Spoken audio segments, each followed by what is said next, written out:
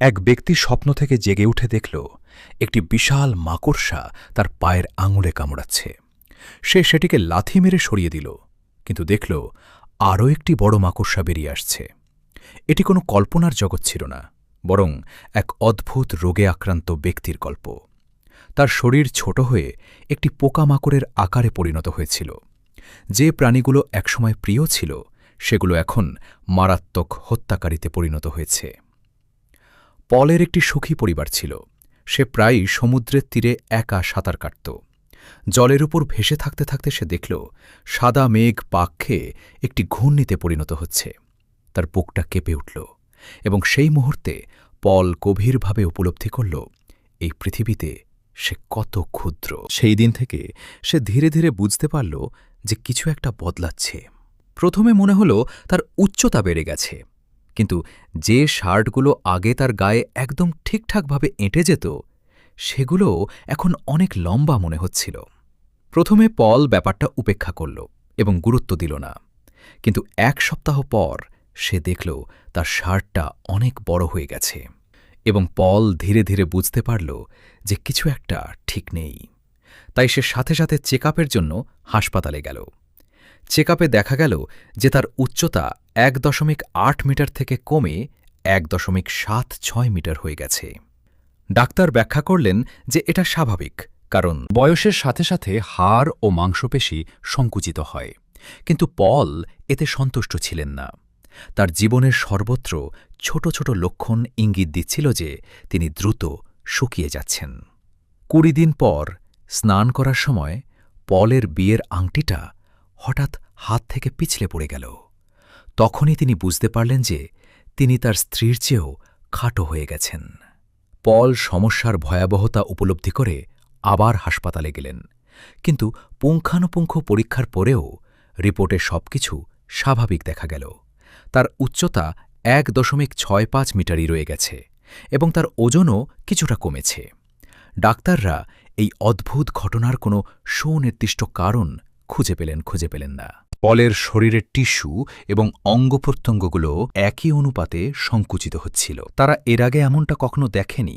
ডাক্তারের কথাগুলো পলকে সম্পূর্ণ হতাশায় ডুবিয়ে দিল। সে প্রতিদিন দুঃস্বপ্ন দেখে ঘুম থেকে উঠত। সে পরিষ্কার দেখতে পেত তার শরীর সংকুচিত হয়ে যাচ্ছে, কিন্তু সে তা থামাতে পারছিল না। তার স্ত্রী একটি প্রতিকারের খোঁজে পুরো 1 মাস ধরে ছোটাছুটি করল। সে দেখল তার স্বামীর শরীর একটি শিশুর আকারে সংকুচিত হয়ে গেছে। তার চোখে ভয় আর উদ্বেগ ভরে গেল। সে ভয় পাচ্ছিল বিড়ালটা হয়তো পলের ক্ষতি করে ফেলবে। তাই তার স্ত্রী তাকে বাইরে নিয়ে গেল এবং তার মেয়েকে নিজের ঘরে গিয়ে বই পড়তে বলল। অনেক ভেবেচিন্তে সে ব্যয়বহুল চিকিৎসার খরচ জোগাতে বাড়িটা বিক্রি করার সিদ্ধান্ত নিল। কিন্তু পল বলল যে সে কিছুই করতে চায় না, কারণ সে শুধু নিজের ঘরেই কিছুটা বেশি নিরাপদ বোধ করত। সে ক্রমাগত স্বাস্থ্য পরীক্ষার ব্যাপারেও ক্লান্ত হয়ে পড়েছিল। সে আর চিকিৎসার জন্য হাসপাতালে না যাওয়ার সিদ্ধান্ত নিল। এ কথা শুনে তার স্ত্রী কাঁদতে কাঁদতে পালিয়ে গেল। এই ঝগড়ার পর পল পুরোপুরি ভেঙে পড়ল। সে ভাবল, যেহেতু এই রোগ সারানো সম্ভব নয়, তাই বর্তমান মুহূর্তটা উপভোগ করাই ভালো।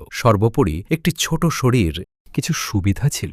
অন্তত সে তার মেয়ের পুতুলটা বদলে দিতে পারত। কিন্তু শীঘ্রই সে একটি নতুন সমস্যা বুঝতে পারল। এখন এমনকি কথাবার্তার শব্দও তার কানে আসছিল না। পল আরও বেশি করে একটি দুর্বল পোকামাকড়ের মতো হয়ে গিয়েছিল। নিজেকে ঠিকঠাক প্রমাণ করার জন্য সে মাছ ধরার বড়শি দিয়ে গাছে চড়ার সরঞ্জাম তৈরি করতে শুরু করল। হঠাৎ পেছন থেকে একটি পরিচিত কণ্ঠস্বর ভেসে এলো। এটি একটি প্রিয় পোষা বিড়ালের ছিল, কিন্তু এখন তার গলাটা একটা বিশাল দানবের মতো শোনাচ্ছিল। পল ভয়ে প্রায় মরেই যাচ্ছিল। বর্ষির জন্য তার পেটে ব্যথা করছিল। তারপর সে দ্রুত পোশাক খুলে ফেলল, এবং তখন সে দেখল বিড়ালটা জিভ নাড়াচ্ছে, যেন যে কোনো মুহূর্তে ঝাঁপিয়ে পড়ে তাকে ধরে ফেলবে। পল কাছে থাকা একটা সূঁচ তুলে নিয়ে আলমারিগুলোর মাঝের একটা ফাটলে লুকানোর জন্য ঘুরল, কিন্তু বিড়ালটার থাবা সেখানেও পৌঁছে গেল। পল পিছু হটতে থাকল এবং সোজা অন্ধকার বেসমেন্টে পড়ে গেল। ভাগ্যক্রমে মেঝেতে অনেক প্লাস্টিক ছিল। তার চিৎকার খুব ক্ষীণ ছিল। তার স্ত্রী রক্তাক্ত পোশাক দেখে ভাবল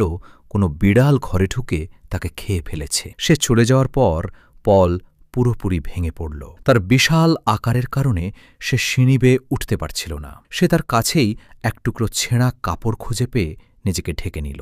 তারপর পল বেসমেন্টের চারপাশে খুঁজতে শুরু করল। সে জানত যে সে আটকা পড়েছে, কিন্তু সে শুধু বসে বসে মরতে চায়নি। তার মনে পড়ল যে জলের ট্যাঙ্কের পাইপটা সামান্য ফুটো ছিল, যা দিয়ে জলের সমস্যার সমাধান হতে পারত। সে সেই জল দিয়ে তার পিঠের ক্ষতগুলো পরিষ্কার করল এবং নিজেকে ঠান্ডা করল। সে বেসমেন্টে এক রাত কাটাল।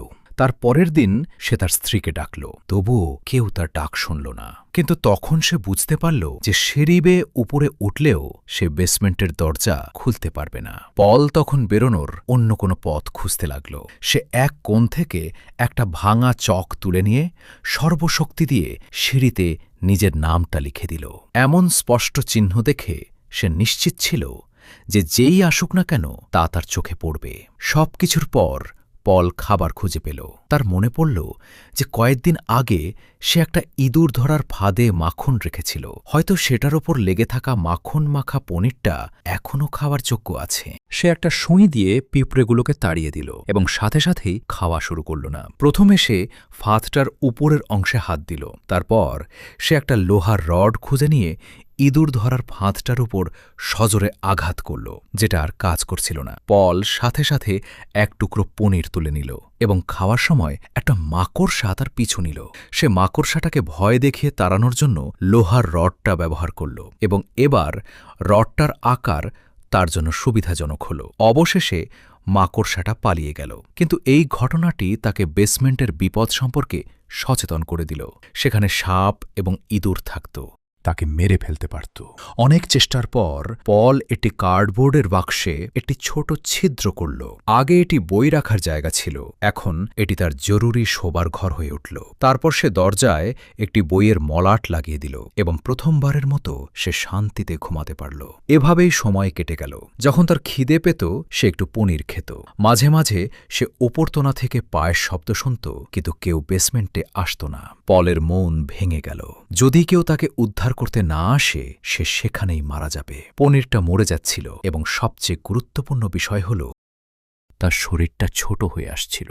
আরও কিছুক্ষণ বেঁচে থাকার জন্য সে মাকড়সাটাকে মেরে ফেলার সিদ্ধান্ত নিল। যদিও তার শরীরটা মাকড়সার চেয়ে সামান্য বড় ছিল, সে ছিল খুব চালাক। সে পেছন থেকে আক্রমণ করল আর পল মাছের ট্যাঙ্কে পড়ে গেল। ভাগ্যক্রমে গোল্ডফিশগুলো ভালো ছিল এবং তাকে খাবার হিসেবে ভাবেনি। শরীর ভেজা অবস্থাতেই পল উঠে এলো এবং মাকড়সাটার সাথে কি করা যায় তা ভাবতে লাগল। একটা বোতলের ছিপি দিয়ে সেটার মনোযোগ অন্যদিকে সরিয়ে দেওয়ার চেষ্টা করল পল, কিন্তু মাকড়সাটার ইন্দ্রিয়গুলো ছিল বড্ড প্রখর। সে ছিপিটা ফেলে দিয়ে সোজা সামনে তেড়ে এলো। কিছুক্ষণ ধস্তাধস্তির পর পল বুঝতে পারল যে সে মাকড়সাটাকে প্রতিরোধ করতে পারবে না। ওটা তার কাঁটা দিয়ে খোঁচা মেরে ক্রমাগত পিছু হটছিল এবং শীঘ্রই কোণ ঠাসা হয়ে পড়ল। শেষ মুহূর্তে সে মাটিতে পড়ে থাকা এক টুকরো কাঠ তুলে নিয়ে সর্বশক্তি দিয়ে ওটাকে আঘাত করল। মাকড়সাটা আতঙ্কিত হয়ে পিছু হটল এবং অন্ধকারে অদৃশ্য হয়ে গেল। কিছুটা শক্তি ফিরে পেয়ে পল একটি ভাঙা কাঁকড়া এবং তার নিজের সমান লম্বা একটি দেশলাই বাক্স খুঁজে পেল। বেশ কয়েকবার চেষ্টার পর সে আগুন জ্বালালো, উষ্ণতা অনুভব করল এবং এখন তার কিছুটা ভালো লাগছিল। তার ভয় হচ্ছিল যে মাকড়সাটা আর কাছে আসার সাহস করবে না। এই নিঃসঙ্গ রাতগুলোতে সে তার মেয়ের জন্য ভীষণভাবে আকুল হয়ে পড়ত। ২০ দিন পর তার শরীর আরও ছোট হয়ে গেল এবং তারপর একদিন বেসমেন্টের দরজা খুলল, কিন্তু তার স্ত্রী বা মেয়ে নয়, একজন রিয়েল এস্টেট এজেন্ট নিচে নেমে এলো। মানুষের পায়ের শব্দও তার কাছে অসহ্য লাগছিল। কোনো মতে সে ওপারে পৌঁছালে এবং বেসমেন্টটা আবার অন্ধকারে ডুবে গেল। পল বুঝতে পারল যে তার স্ত্রী বাড়িটা বিক্রি করে দিতে চলেছে এবং এখানে আর কেউ আসবে না। ঠিক তখনই পেছন থেকে একটা আওয়াজ ভেসে এলো। ওটা ছিল একটা মশা। পল পুরোপুরি প্রস্তুত ছিল, কিন্তু মশাটা ঘুরে গেল এবং সে জানালা দিয়ে উড়ে গেল। এতে তার মাথায় একটা নতুন বুদ্ধি এলো। এখন তার শরীরটা মশার চেয়েও বড় হয়ে গেছে। হয়তো সে জানালা দিয়ে পালাতে পারবে। সামনে পড়ে থাকা বিশাল খেলনা সৈনিকটা দেখে সে বুঝতে পারল এটাই তার শেষ উপায়। শেষ টুকরোটা খেয়ে সে দরজা বেয়ে উঠতে শুরু করল। তার ছোট শরীরেরও কিছু সুবিধা ছিল। অনেক চেষ্টার পর কাঁপতে কাঁপতে সে টেবিলের কাছে পৌঁছালে। একটা গভীর শ্বাস নিয়ে সে সর্বশক্তি দিয়ে লাফিয়ে দেয়ালের ফাটলের মধ্যে ঢুকে গেল। কিন্তু ওপাশে ছিল এক রহস্যময় মাকড়সার চাদা। জাল। পল সেটার পাশ দিয়ে চুপি চুপি বেরিয়ে যেতেই যাচ্ছিল, কিন্তু অসাবধানতাবশত তার কাঁধ জালে লেগে গেল, আর মাকড়সাটা সঙ্গে সঙ্গে তার উপস্থিতি টের পেয়ে গেল এবং পলের অবস্থার অবনতি হতে শুরু করল। তার পা দুটো গুটিয়ে আসতে লাগল, আর ঠিক যখন মাকড়সাটা আক্রমণ করতে যাচ্ছিল তখন একটা উড়ন্ত পোকা অসাবধানতাবশত জালে এসে ধাক্কা খেল। বিশাল মাকড়সাটা সঙ্গে সঙ্গে সেদিকে ঘুরে গেল। এটা স্পষ্ট ছিল যে সে মাংসল শিকার বেশি পছন্দ করে। অল্পের জন্য মৃত্যুর হাত থেকে বেঁচে পল একটা গভীর শ্বাস নিয়ে সর্বশক্তি দিয়ে জানলার দিকে দৌড় দিল, কিন্তু তার শরীর জাল থেকে পালাতে পারল না। তবু পল ঘাবড়ে গেল না এবং তার বর্তমান গতিতে সে দ্রুত বেরিয়ে আসতে পারত। তার কোনো ধারণাই ছিল না যে পরদিন সকালে সে ব্যথায় ঘুম থেকে উঠবে। দেখা গেল দুটো পিঁপড়ে তার পায়ের আঙুলে কামড়াচ্ছিল এবং অনেক কষ্টে সে সেগুলোকে তাড়িয়ে দিল। ঠিক তখনই মাকড়সাটা আবার বেয়ে উঠল। পল ঘুরে দাঁড়িয়ে লাফ দিল। এবার অবশেষে লোহার জাল থেকে নিজেকে মুক্ত করল, আর মাকড়সাটা অপর পাশে আফসোস নিয়ে তার দিকে তাকিয়ে রইল। তার অজান্তেই আকাশ অন্ধকার হয়ে গেল। পল একটি বুনো তৃণভূমিতে একা হাঁটছিল। সে আকাশে একটি বড় প্রজাপতি উঠতে দেখল, আর তার চোখ জলে ভরে উঠল। যদিও সে খাঁচা থেকে পালিয়ে এলেও তার স্ত্রী ও মেয়ে কোথায় থাকবে সে সম্পর্কে তার কোনো ধারণা ছিল না। তার ছোট্ট পায়ে তাদের সঙ্গে পুনরায় মিলিত হওয়াটা ছিল এক স্বপ্নের চেয়ে কম কিছু নয়। কিন্তু একটা বিষয় নিশ্চিত ছিল, তার মেয়েও ঠিক তার মতোই সুন্দর তারাময় আকাশের দিকে তাকিয়ে থাকবে। পল হঠাৎ উপলব্ধি করল যে এই পৃথিবীতে সে যতই ক্ষুদ্র হোক না, একমাত্র পার্থক্য হল তার এবং তার মেয়ের অনেক সুন্দর স্মৃতি রয়েছে। পল আত্মবিশ্বাসী ছিল যে এই ছোট, সুন্দর এবং সীমিত জীবন তার নিজস্ব অনন্য উপায়ে বিকশিত হবে। আজকের ভাষ্য এখানেই শেষ। যদি আপনাদের ভালো লেগে থাকে তাহলে অবশ্যই লাইক এবং সাবস্ক্রাইব করবেন। ধন্যবাদ।